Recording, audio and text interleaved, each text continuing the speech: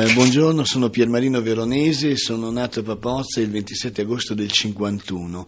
Ho fatto per molti anni il capo area di un'azienda farmaceutica e adesso lavoro e allevo conigli.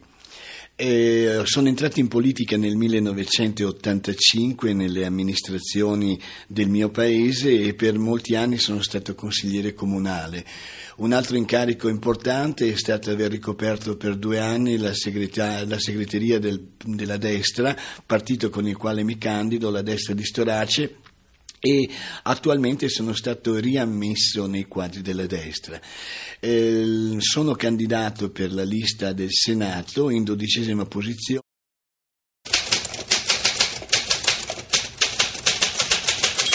Se fossi eletto mi si chiede per che cosa mi batterei per il Polesine. Io mi batterei soprattutto per valorizzare la parte turistica, quindi cercare di trovare all'interno di questo spazio vitale, secondo me, un ruolo per molti giovani che al momento sono allo sbando. Ho notato che le università di Rovigo sono piene di studenti e hanno aumentato notevolmente la quantità rispetto alle altre realtà, però per esempio la facoltà di archeologia, visto che noi abbiamo ad Adria un museo etrusco molto molto importante, un museo nazionale e molti siti archeologici, non riesco a comprendere perché tra tutte le facoltà non sia stata messa la facoltà di archeologia.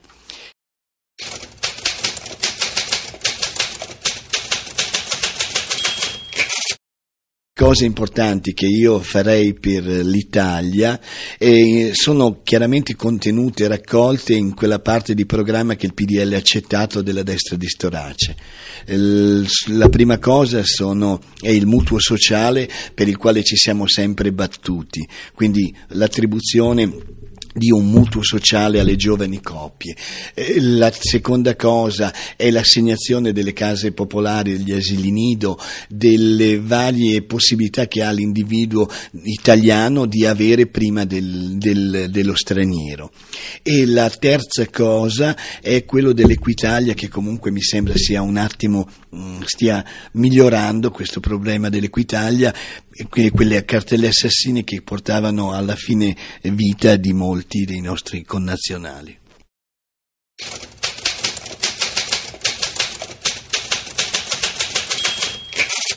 Difficile fare promesse in campagna elettorale, anzi ne fanno tutti di promesse in campagna elettorale. Io sono solo convinto di una cosa, della mia lealtà e della mia fedeltà alla carica che potrei ricoprire e agli impegni che mi sono assunto per portarle avanti questo impegno.